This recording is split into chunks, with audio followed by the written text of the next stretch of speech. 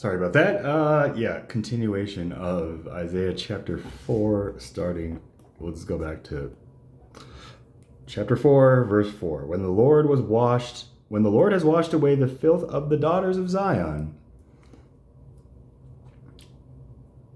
and purged the blood of Jerusalem from her midst by the spirit of judgment and by the spirit of burning. So it's just, they're gonna give up these gold digger mentality because, judgment's coming. So it's just like women have a different take than men because men and women are different, yeah, it's a gender identity world now, but there is a specific role in society of men and women that came from this book. Is it right? I'm just saying, I don't care if it's right or wrong. It's just, this is where it came from. So, verse 5, then the Lord will create above every dwelling place of Mount Zion and above her assemblies a cloud and smoke by day and the shining of a flaming fire by night.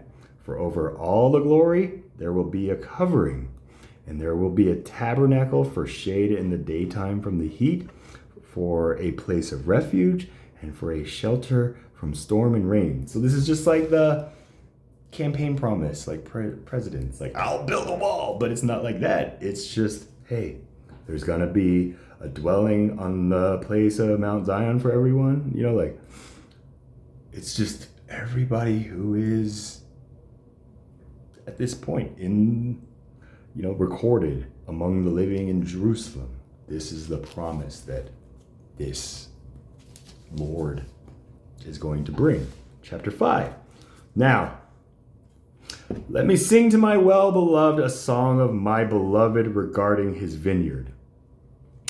My well-beloved has a vineyard on a very fruitful hill. He dug it up. Now, who's talking here? Is this Isaiah? I don't know if you have a name.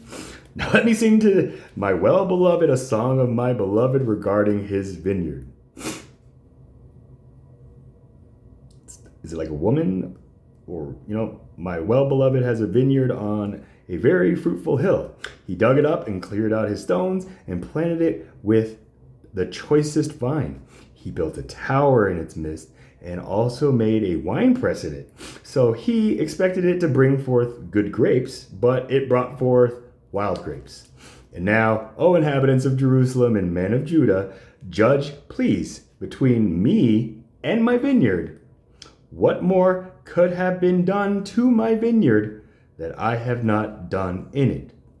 Why then, when I expected it to bring forth good grapes, did it bring forth wild grapes? So who are the grapes?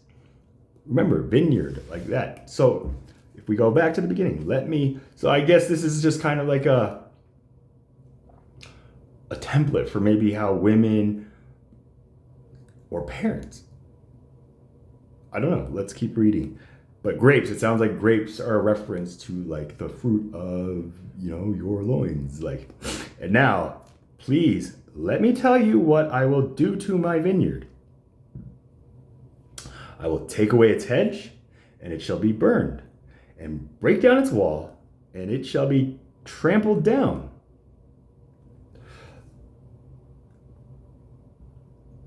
So now he's saying my grapes aren't good, they're wild childs. So now I'm gonna, take away the hedge and burn it. So it's like my father telling me, like, give me your keys. Break down your wall. Get out of the house. Yeah. Parallel. I will lay it waste. It shall not be pruned or dug, but there shall come up briars and thorns. I will also command the clouds that they rain, no rain on it. So it's just like these wild grapes are cut off. If they're going to be wild like this, then I'm going to tell everybody, don't help these wild grapes. For the vineyard of the Lord of hosts, not Jesus or, it's just the Lord of hosts, is the house of Israel. And the men of Judah are his pleasant plant. He looked for justice, but behold, oppression. For righteousness, but behold, a cry for help. Woe to those who join house to house.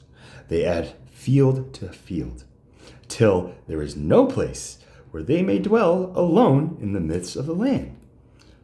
So it's just like, woe to people who just want to be neighbors and just like, be able to travel, and like there's just, like we could have just been in a life where we just don't feel alone.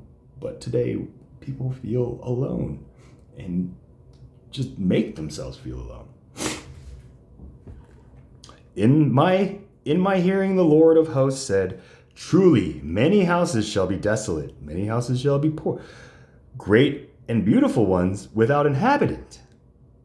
So many houses are going to be poor. Great and beautiful ones aren't going to be, lived in. For 10 acres of vineyard shall yield 1 bath, and a homer of seed shall yield 1 ephah. Woe to those who rise early in the morning, the early bird, that they may follow intoxicating drink, who continue until night, till wine inflames them. So it's like the alcoholic. The morning alcoholic who drinks like in the shower and then turns the hard alcohol or wine, I guess, after like the sun passes a certain point. Like the harp and the strings, the tambourine and flute, and wine are in their feasts, but they do not regard the work of the Lord, nor consider the operation of his hands. So it's just like maybe the kids who are just like, oh yeah, cool, like eat. Like, thank you, like God. It's like, no, the Lord of the vineyard is the one who provided this, and like tears, there's a parallel. Therefore, my people have gone into captivity because they have no knowledge. Their honorable men are famished, and their multitude dried up with thirst. So it's just, again, like the critical race theory or it's just these concepts, all parallels. Therefore, Sheol has enlarged itself and opened its mouth beyond measure. Their glory and their multitude and their pomp. And he who is jubilant shall descend into it. People shall be brought down, each man shall be humbled, and the eyes of the lofty shall be humbled. Humbled, what does that mean? Humility. Humbleness comes from humility. I only say that because there was a moment where I saw you, trying to just recite the Our Father who art in heaven, hallowed be thy name prayer from memory, and you just kind of couldn't get all the words, and then I don't know what somebody typed, but you were like, hey, what kind of person just does that? So it's just like, hey, just be humble and just be like, yeah, hey, there's a humble way to do it. So just let that be a lesson or parallel, but that's just kind of a side note that I want to put, But the Lord of hosts shall be exalted in judgment, and God, who is holy, shall be hallowed in righteousness. So, and love, who is holy, shall be hallowed in righteousness. Then the lambs, the future generation, shall feed in their pasture. They'll, enjoy the land, the forefathers. And in the waste places of the fat ones, strangers shall eat. Woe to those who draw iniquity with cords of vanity and sin as if with a cart rope. They say, let him make speed and hasten his work, that we may see it, and let the counsel of the Holy One of Israel draw near and come, that we may know it. Woe to those who call evil good and good evil, who put darkness for light and light for darkness, who put bitter for sweet and sweet for bitter. So the politicians, woe to those who are wise in their own eyes and prudent in their own sight. Woe to men mighty at drinking wine. Woe to men valiant for mixing intoxicating drink, who justify the wicked for a bribe and take away justice from the righteous man. Therefore, as the fire devours the stubble, and the flame consumes the chaff, so their root will be as rottenness, and their blossom will ascend like dust, because they have rejected the law of the Lord of hosts, and despised the word of the Holy One of Israel. Therefore, The anger of the Lord is aroused against his people. He has stretched out his hand against them and stricken them, and the hills trembled. Their carcasses were as refuse in the midst of the streets. For all this, his anger is not turned away, but his hand is stretched out still. So it's just like, hey, I'm mad, but I'm still trying to help you. He will lift up a banner to the nations from afar and will whistle to them from the end of the earth. Surely they shall come with speed swiftly. No one will be weary or stumble among them. No one will slumber or sleep, nor will the belt on their loins be loosed, nor the strap of their sandals be broken. Whose arrows are sharp, and all their bows bent. Their horses' hooves will seem like flint, and their wheels like a whirlwind.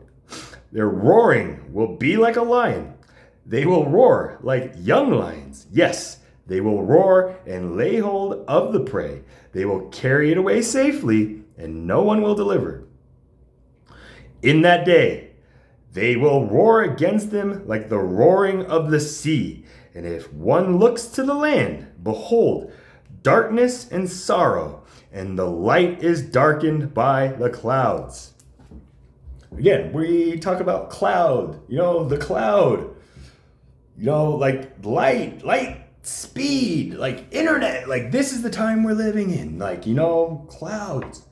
So we're just darkened by all the information coming from the cloud that we're searching on the internet. There's that parallel to today. So there we go. Sorry, took 2 videos to do chapter 4 and 5. So thanks for bearing with me. Apparently Isaiah was a big chunk of this. But again, we have the book of Jeremiah up to that. So Isaiah 66. I just hope that this is drawing parallels for you. Or I hope that I'm defining that word. Like using parallels in the way that you meant. So thanks again for watching. And I'll see you at chapter 6. Chapter 6.